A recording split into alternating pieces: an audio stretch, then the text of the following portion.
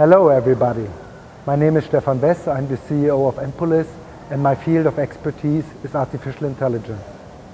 Machine learning and artificial intelligence are real. They are not science fiction.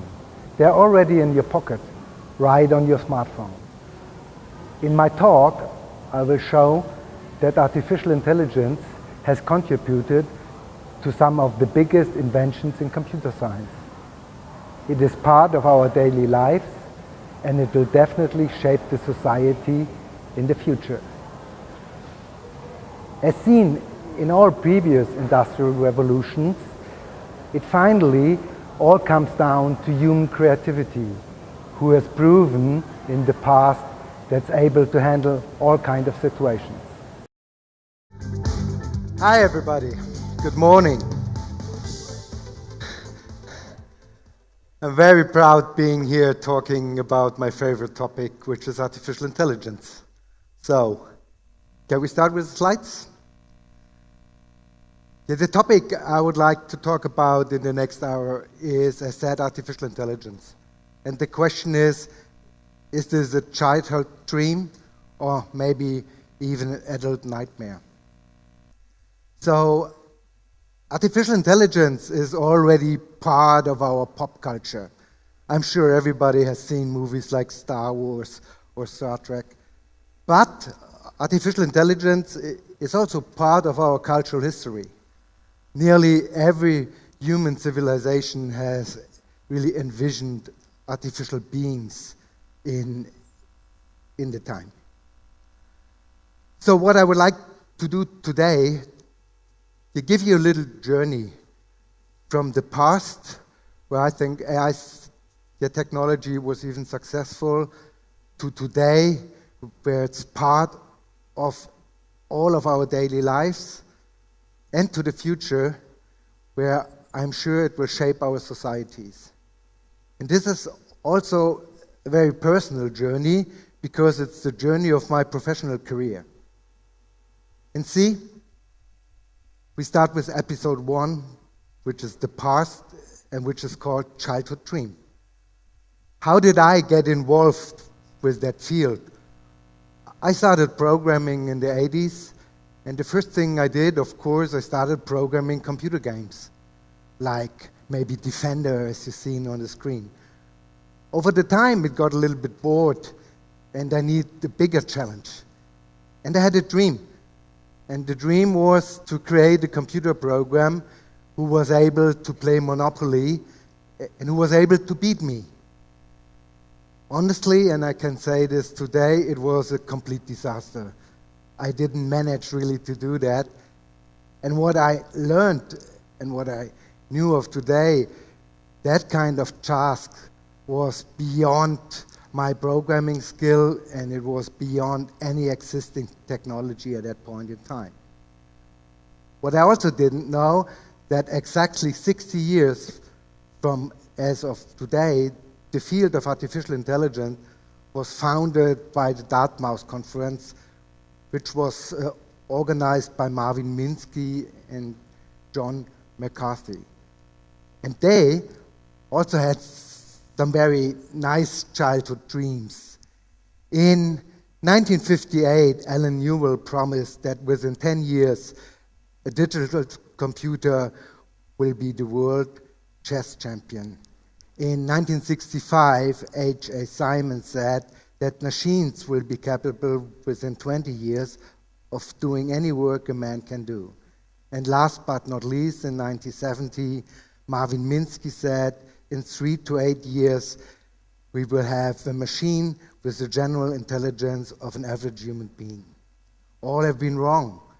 So it took more than 40 years to fulfill the first promise. And in 1997, the first computer was able to beat a human chess champion under the tournament condition, which was the famous match between Deep Blue and Garry Kasparov. But also honestly, that computer was not intelligent or smart. So chess seems to be complex, but there are not that many possibilities. So if you just calculate all the possibilities, brute force, you will be able to beat a human. So, not really artificial intelligence, just brute force. But beside that, a lot of innovations on computer science have been contributed by artificial intelligence. Maybe not many of you might know that, for example, object-oriented programming has its origins in artificial intelligence, as well as business rules, or also the navigation systems we use in our cars. So, and then, nothing. About 15 years, nothing happens. And I was asking, is my dream still alive? Is there something like artificial intelligence? So where we are today. And then, really suddenly it happened out of the nothing in 2011, live on TV. Okay, but have a look on yourself.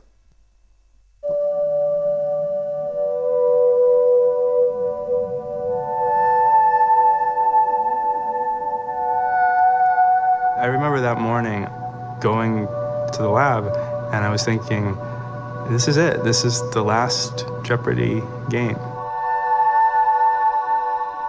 This is Jeopardy, the IBM Challenge.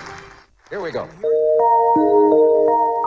Watson. What is shoe? You are right. We actually took the lead. We were ahead of them, but then we started getting some questions wrong. Watson.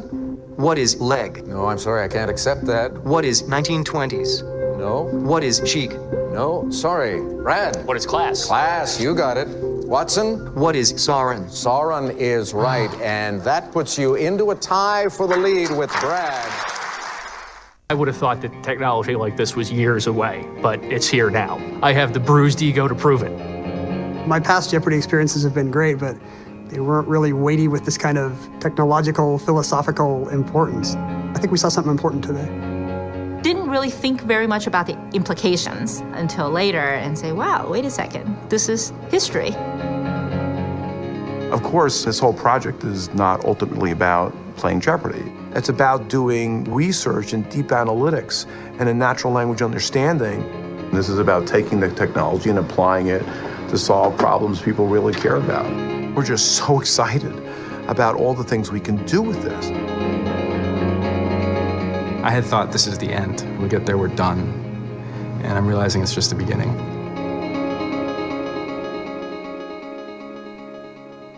And he was absolutely right, because this was just the beginning.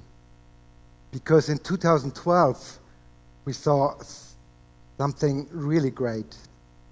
We had some big breakthroughs in image classification. What is image classification? You give a computer a picture, and he says what's the object inside the picture. So, for example, a container ship, a mushroom, an elephant, or flower.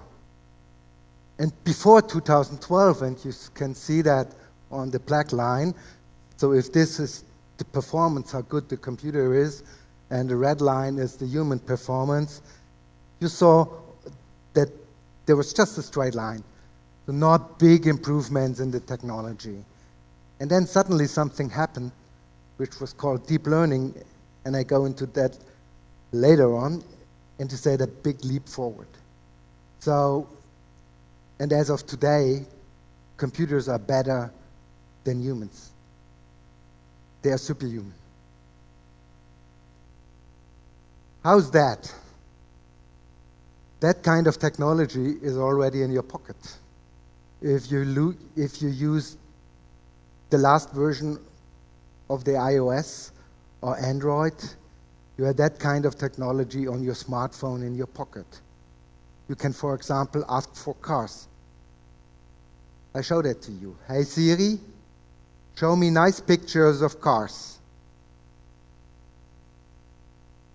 You can't see it, but these are pictures I personally took, cars.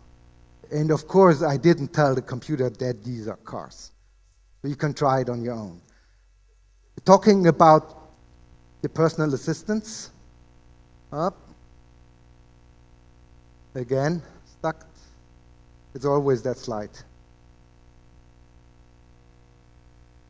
going back. So talking about personal assistants, of course, there's not only Siri, there's also Cortana from Microsoft or Google Now or brand new Alexa from Amazon. And all these kind of technologies have one in common. There's a kind of basic technology which is called deep learning, which I was referring before. And the technology is inspired by the human brain. On the right side of the slide, you see an image of a neuron, a schematic image, and you can translate that into a kind of mathematics. So the basic idea is old. It was created in 1946. To explain how this works, again, just the little video. This is a simulation of a single biological neuron. Information flows in, is processed by the neuron, and the results flow out. This gives the neuron its abilities to react based on previously learned patterns. Technology duplicates this by creating a structure that processes information like a biological neuron does, except this process is mathematical instead. Just like the biological neuron, information flows in, is processed by the artificial neuron, and the results flow out. This single process becomes a mathematical formula that can be used for simple problems. For those that are mathematically inclined, this will look similar to a polynomial. A polynomial is limited to the problems it can solve for, as shown in this graph of an order 5 polynomial. If this is all artificial intelligence could do, it wouldn't be much use. As with a brain, artificial neural networks' power is in connecting sets of neurons together in layers. When you connect them in layers, the mathematical formula becomes something like a multi-dimensional polynomial. This allows complex problems, like what is shown in this graph, to be discovered and used for our benefit. As before, information flows in and results flow out, but this time the input to the second layer is from the output of the first layer. The exact steps for a single layer are simply repeated for each layer of the neural network. Okay, in real applications, of course, we have a lot of these layers and millions of these neurons which have to be simulated. So, as with humans, education and training is expensive and it costs time. A few years ago, some guys had the idea to use the specialized graphic chips which are inside the computer to give high performance to computer games, to use these specialized chips and use them for training. And this year, NVIDIA has brought out a new special computer which is called DJX1, which is just a high-performance computer for training these networks. And to give you some numbers, if you have 1.3 million images, then you would run the training on a high-performance computer like your own you have at home. It would take about 1 week to train. With that kind of hardware, you can do the same training in just of 2 hours. And also, like in education, it's not only that you have the time to do the training, you also need the training examples. So when we started the first experiments with that kind of technologies in the 90s, we have been very proud about having 100 images. Our dream was to have 1,000 images, but we never got to that point. As of today, in the area of big data, you can have millions and hundreds of millions of these training data to feed into these networks and get trained and get better over time. So, what is about my childhood dream? Of course, for $1 you can buy an app for a smartphone who plays Monopoly and has a good chance in beating you as a human player. And also something happened to Space Invaders I would like to show to you. This is Space Invaders, the most iconic game probably on Atari. And this first minute, this is before the first time the AI has ever seen this data stream. So don't forget, it doesn't know what it's playing, it doesn't know what it's controlling, and you can see it's actually losing its 3 lives. It's controlling the rocket here at the bottom of the screen, and it's losing its 3 lives immediately because it doesn't know what it's doing.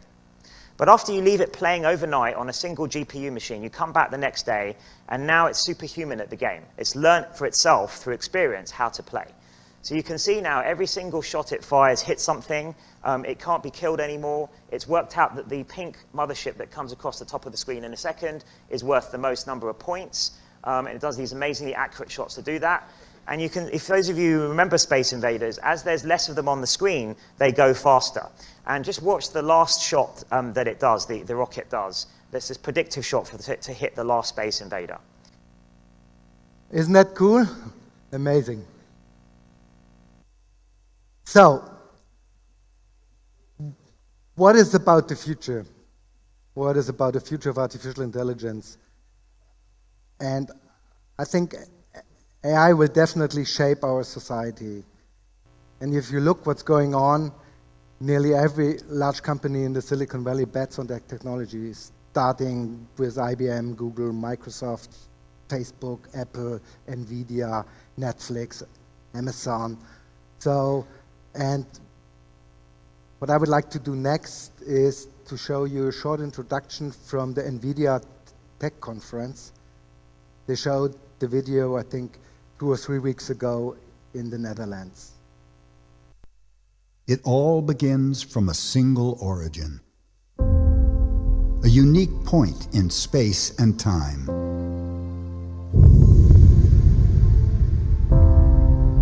This is the spark of innovation that fuels your most amazing breakthroughs.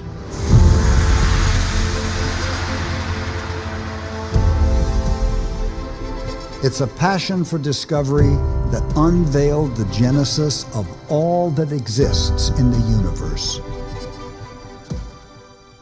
Today, the power of AI helps computers achieve superhuman capabilities in image recognition and lets scientists save our most precious resources by analyzing in 1 month what used to take 10 years.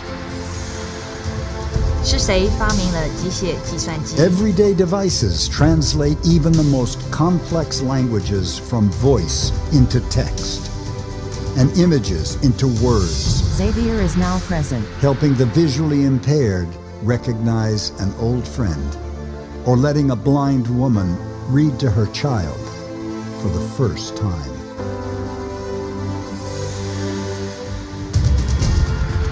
Autonomous vehicles give us the freedom to reimagine our city streets and travel where there are no streets at all to help the lost find their way home. We see robots teach themselves to perform simple tasks.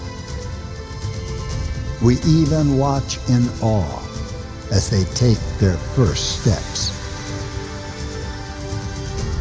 And today, a 2,500-year-old game meets its match as a computer competes with one of the greatest human champions of all time and wins. This is the collective imagination, fueled by forward-looking technologies and the beginning of your most amazing discoveries yet to come.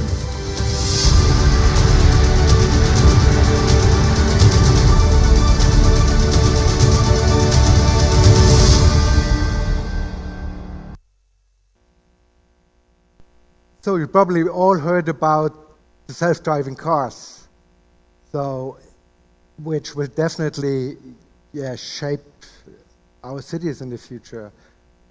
Imagine that you can get a car by snipping your finger and there's no need for fuel stations or parking lots. And this will not stop with the cars, of course. So there might be self-driving ships, trucks, and even farming tractors.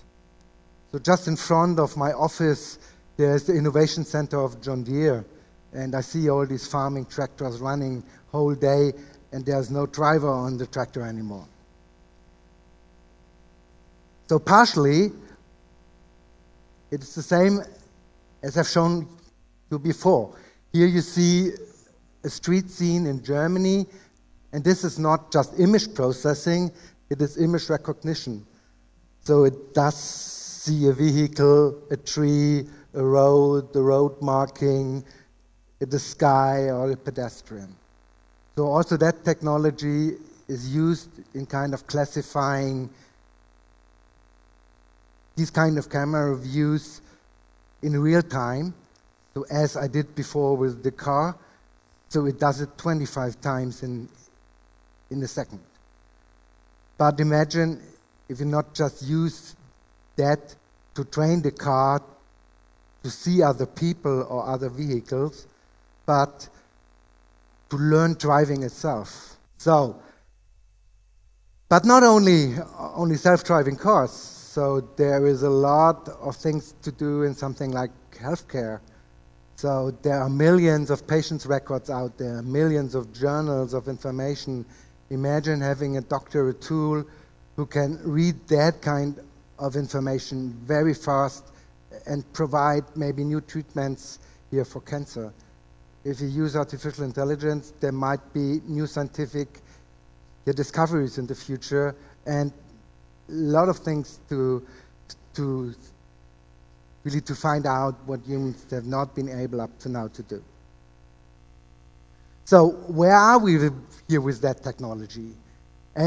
In 2016, we are a little bit smarter than a bee if we combine the number of neurons.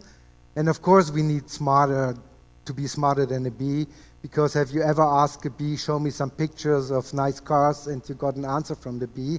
No, of course not.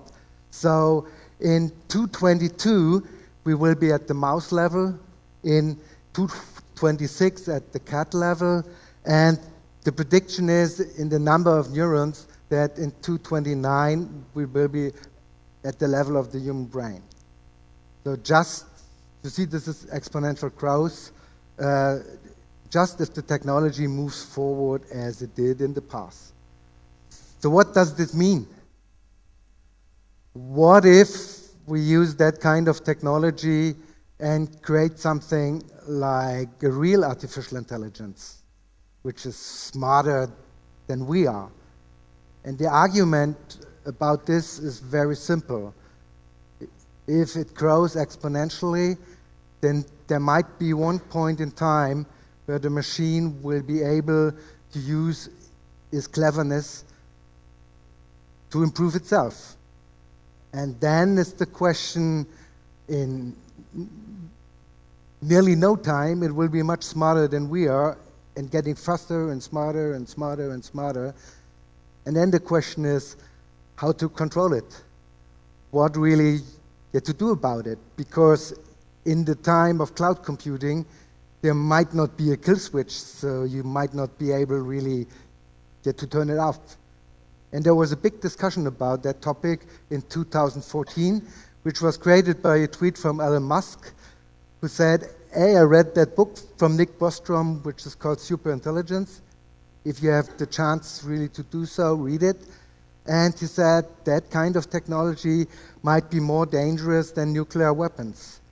And also Stephen Hawking, this famous researcher, said we need to be careful about that technology, and the same with Bill Gates. So in my view, it finally comes down to some kind of machine ethic. And this is not really just a theoretic question. If we go back to the self-driving cars, and there's a project on MIT which is called Moral Machine, which is ongoing. Imagine a situation that you have a braking failure, and what should the car do?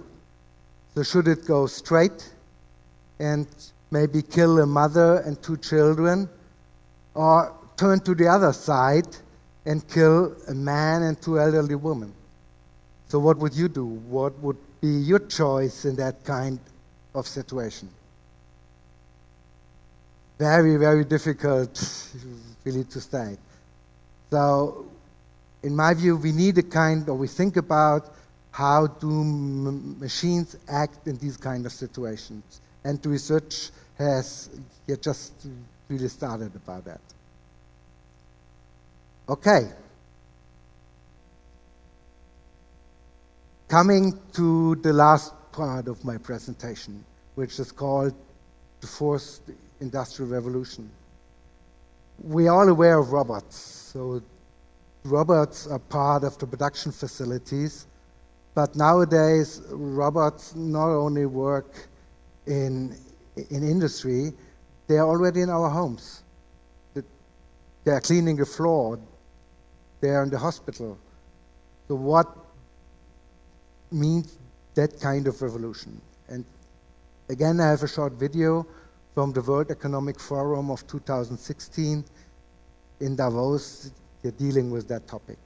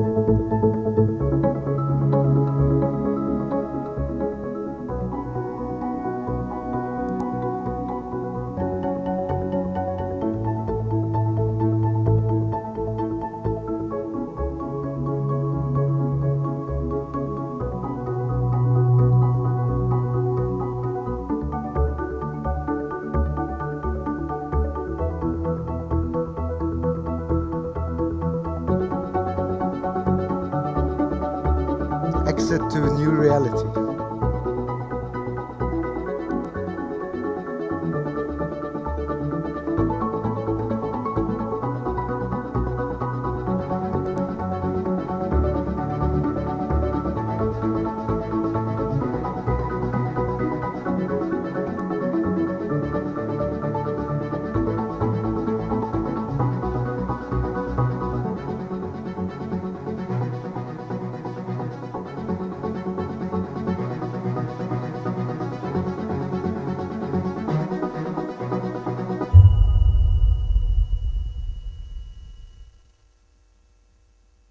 Yeah, the central question is, what does this mean to our societies?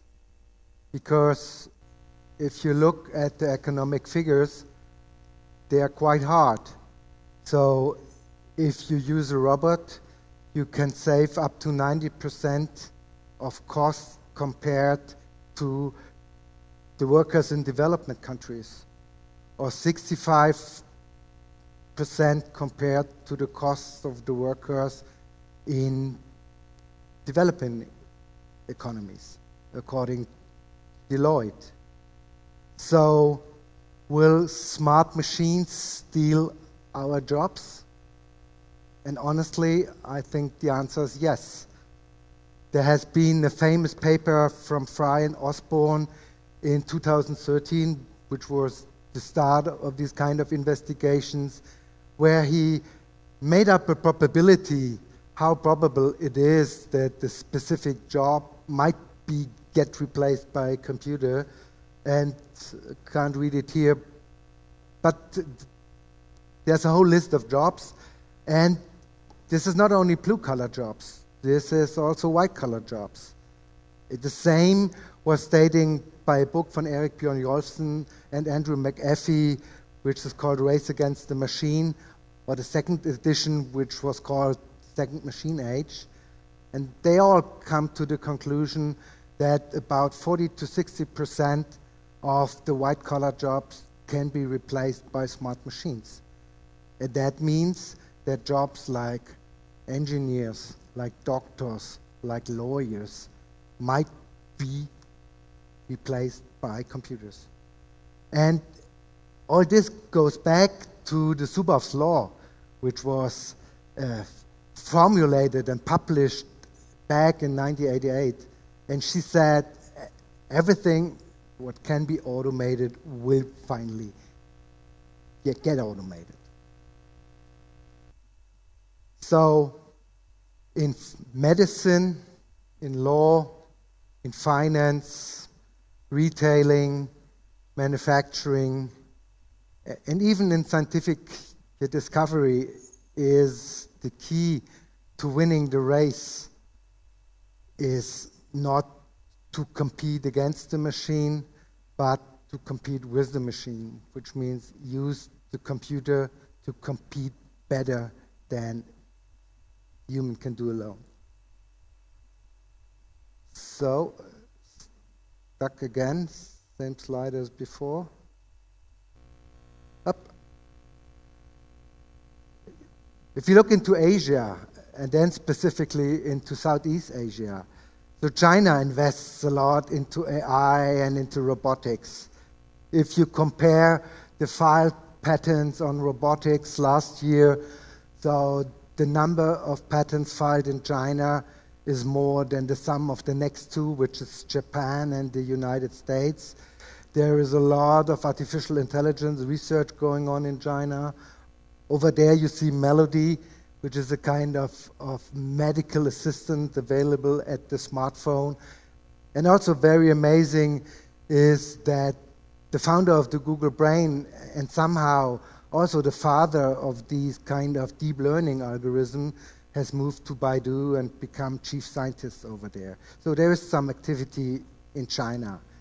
As well, in Southeast Asia, I'm personally aware of some activities in Singapore and in Malaysia. So Nevasus is a company who builds kind of intelligent bots. And also in Thailand. So AI is part of the ICT 2020 initiative.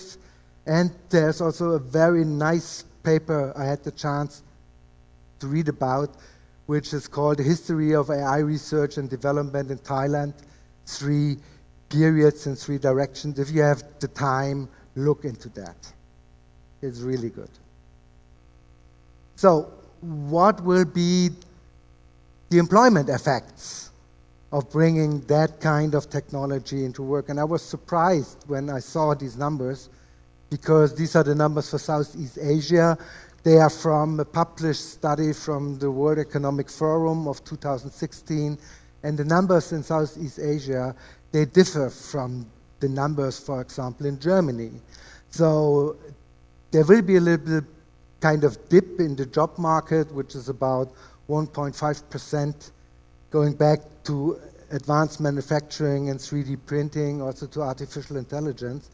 But that kind of dip is overcompensated by other factors who play a role here in Southeast Asia, like, of course, the young demographics, and it's also expected that development like the Internet of Things and robotics and autonomous transport will create more jobs here than they might destroy by applying that technology. So good news for job market in Southeast Asia, but will that last forever, and will that be a kind of global trend? I think definitely not. So the central question of 2025 is, what are people for in a world that does not need their labor? And just the minority of the people is needed to guide that kind of bot-based economy. What will be future jobs for humans? And the good news, and I think standing in the stage, on the stage of Thailand Creativity and Design Center is the right place to shout out that message, that there are studies out there that say that that kind of creative jobs will be jobs of the future. So we might become artists or musicians. Handmade might become more valuable if you get everything by a click of a finger. It might be interesting to wait 4 weeks until a painting is finally created.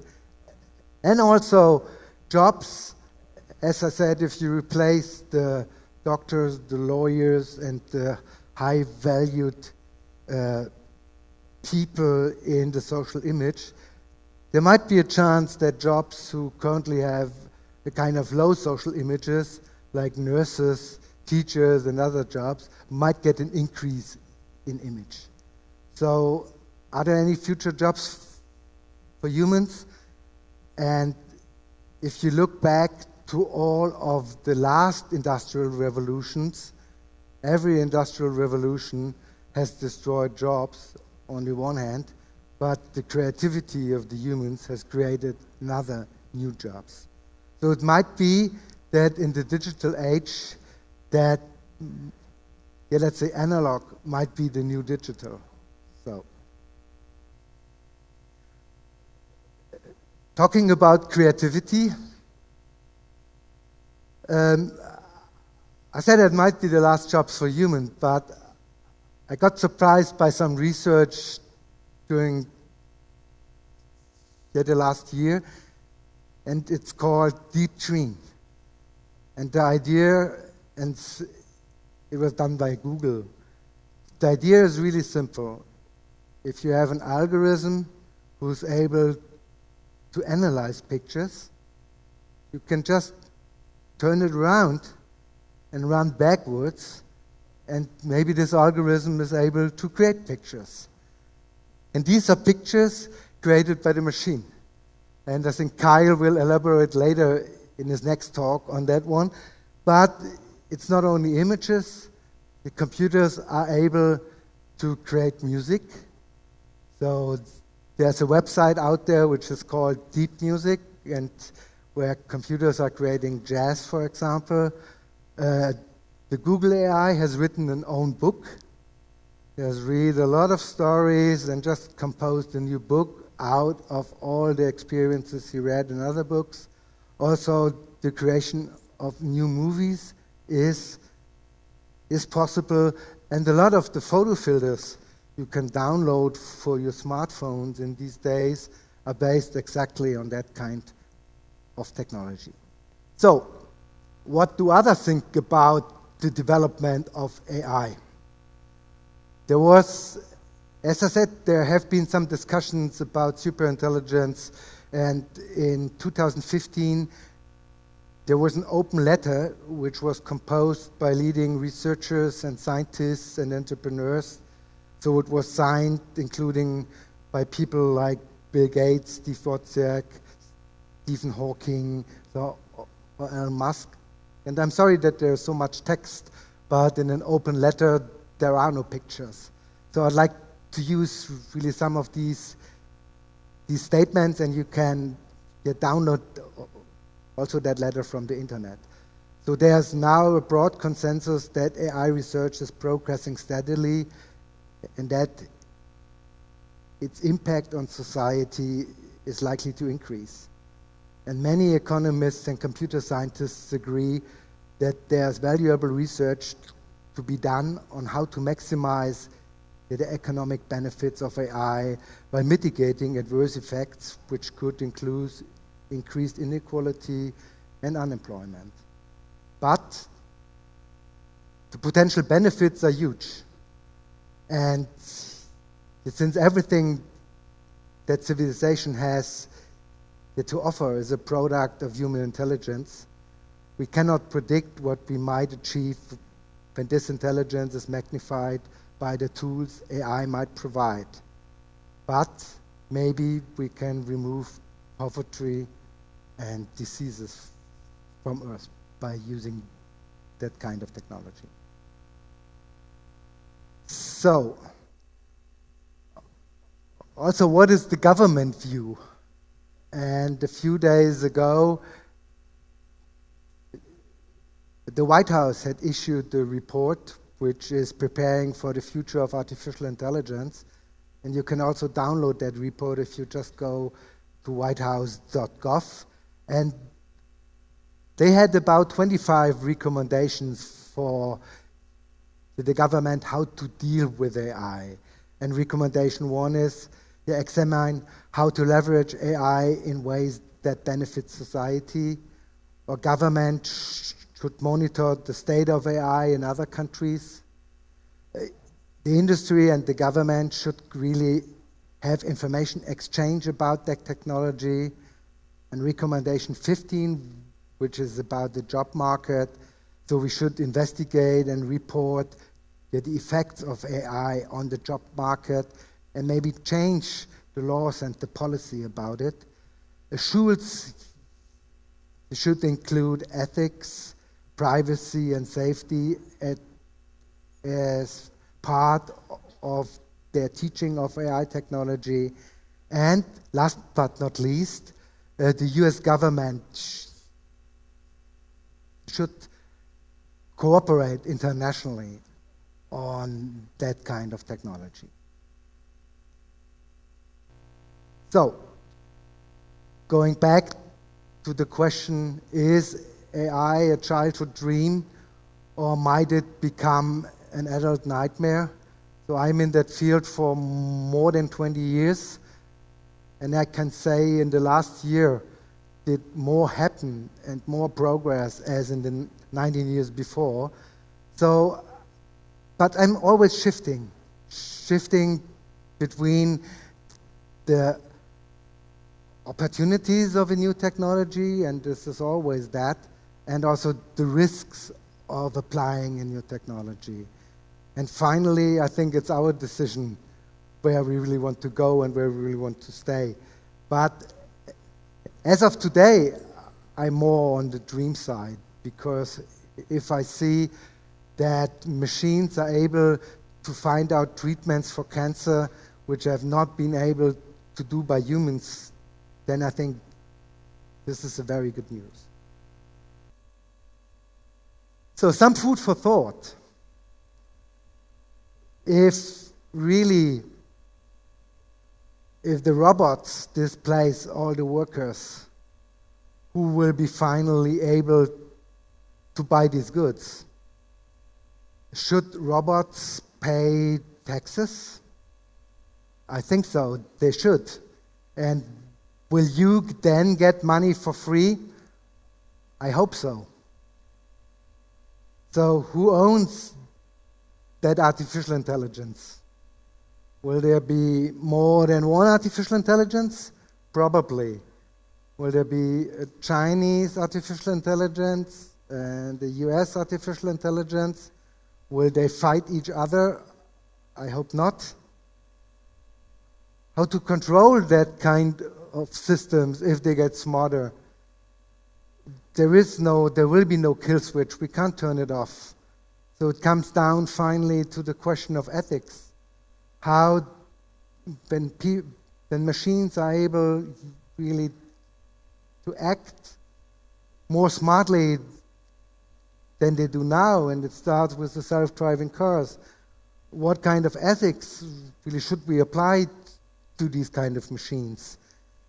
And this is a little bit scary, because if you think how humans treat animals, hopefully the machines does not treat us like we do with animals. So I think the question of ethics in these kind of technology is really important. And the good news is that a lot of people have recognized that. So there is a clear statement, for example, from Google and from others, really industries who apply that is the central question. And Elon Musk had spent, I think, $1 billion or so? No, not that much.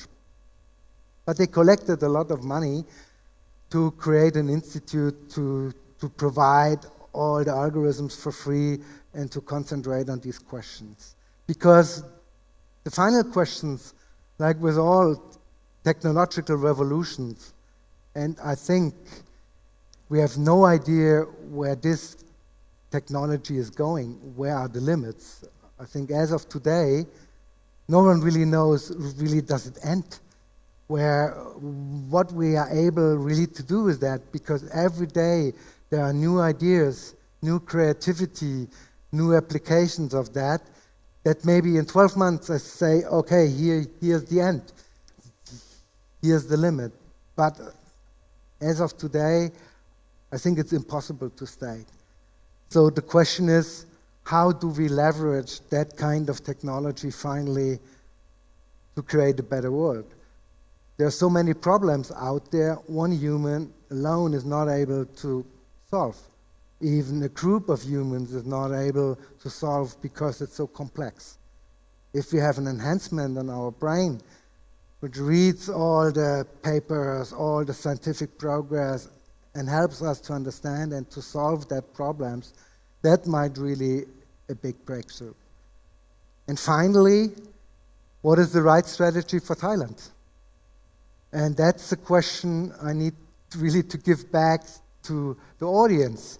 You really need to think about it, because if you ask me what is the right strategy for Germany, I don't know. And Thailand is different than Germany. So I hope I gave you some insights on the history of artificial intelligence. So it's quite old, it's about 60 years. It had some progress, but it was not the big breakthrough. As of today, it is part already in our pocket. It's part of our daily lives. Hey Siri, show me some pictures of some nice beaches in Thailand. Next thing I will do. It is here. It will not go away. And for the future, the question is, what are the limits of that technology? And how does it shape our society? Even if the robots do not become self-aware, they are much cheaper than we are. So, and finally, and as I said, it's a good message standing here on stage at the Thailand Creativity and Design Center. If you look back from the development of fire thousands of years ago to the development of these smart machines and everything I've shown you today, creativity is the driving force behind that. And whatever happens in the future, I'm sure that creativity will stay. So you are absolutely right, guys, here. So I would like to thank you for inviting me to share my thoughts and to talk about artificial intelligence. And I hope you have some food for thought. And just go on the internet and Google, and you will find a lot of material I've shown you here. And as said before, the next speaker, Kyle, will show some practical examples about what I told you. Okay, thank you very much. Thank you so much, Dr. Stefan Wess. And now, the time that you all been waiting for, Q&A. So we're going to start the old-fashioned way. ตอนนี้ก็เป็นถึงช่วงถามคำถามนะคะ จะเริ่มแบบดั้งเดิมนะคะ ใครมีคำถามยกมือได้ค่ะ Good morning. It was an excellent talk. Thank you so much. I wanted to ask a question. What is your opinion about the Chinese room argument? And will AI ever approach sentience, or will we be able to achieve strong AI? Thank you. So, also to be very clear about it, the technology we have now here is not really like we are. It is for specific tasks, it is smarter and better than humans, but it's not intelligent. So it can classify pictures better than we are. It can play Go better than humans. It can maybe drive cars better than we are, but it's not an intelligence. As I said before, I have no idea where this technology might go. Really, where will be the limit? So there are a lot of tasks we think which are complex, which in reality might become easy for a computer. But there are a lot of tasks we think is simple, which are really complex for a computer.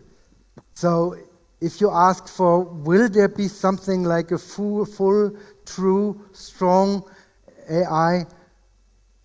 Honestly, I can't answer that. If you look at the numbers, and if the number of neurons really evolves over the time, you will have the possibility in 229 to have the same power in the computer like in our brain. But what will happen then, I'm not in the camp of saying that or other. I think we will need to find out. I'm not sure if we really get there, but get smarter and smarter and smarter and smarter, and even that will change a lot. Thanks for the presentation. I was just wondering if you think that capitalism has a role in the future after scarcity and AI takes all the jobs.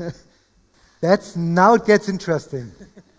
Because if technology meets society, then a lot of interesting questions get posed. And I'm really excited about that question because you are not the first one to ask about it. So, because what does it mean if the robots pay the taxes and they work for us and humans really get the money for free? What does this mean for society? How does this change? What is about democratic? What is about capitalism? What are the consequences of all these things ongoing? And honestly, there are smarter people than I am who have difficulties to ask that question. But these kind of discussions are ongoing, and they are really exciting. And what really excites me is that even in Silicon Valley, which is somehow the heart of capitalism somehow, these kind of discussions are ongoing. And I'm not able really to answer that, but I have some imagination.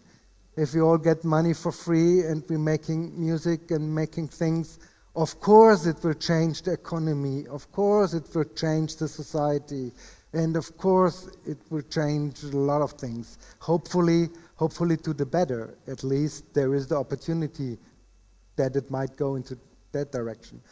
But to answer that is clearly beyond my area of expertise. I'm coming from the technology, but I like when technology meets society. And there's also something bad about that. I don't know how is that in Thailand, but in Germany, all these society sciences are cut off. So everybody moves onto technology, study computer science and chemistry and mathematics. But I think now we would really need these social sciences to answer these upcoming questions. And now we don't have them because we focus so much on technology. This is a little bit sad because that should be the time for the social sciences now to deal with all these upcoming issues and don't let the technology people like I am to answer these questions. You know, since AI is like a strength that is, sort of becoming a really strong part of our life and our societies, do you have any prediction that AI could have any weaknesses that you could maybe give us? Sorry, I didn't get the second part. Any weakness for AI? Any weakness? Yeah. Oh, yes. Also, very, very, very good question. Also, going back to society. Because, as I said, AI is part of your life. And if you go to a social network, it depends on what you are seeing. If you go to a shopping site, it decides maybe what you get as a recommendation to buy. So the danger is the danger of bias, of these kind of echo chambers, so that you just really got news about what you like. Just think to strong your opinion. You buy always the same stuff. So you live in a big filter bubble, which might be because AI is learning like your children. If your children really somehow do or copy what you do, if you behave not that good, they copy that. That's exactly the same. All the data you create is training data, and it creates a kind of behavior. So it will just be a stronger you. It will enforce what you are. It will not be critics. It will just self-empowering, and that is a big danger. And in Germany, we have a big discussion because we have some issues in politics. It's the question, what role really does social media play in creating these kind of issues in politics? Because the extreme positions are stronger than before, which is all this kind of self-fulfilling prophecy and filter bubble. I think that is a big, big danger. But also, I think a lot of people are aware of that.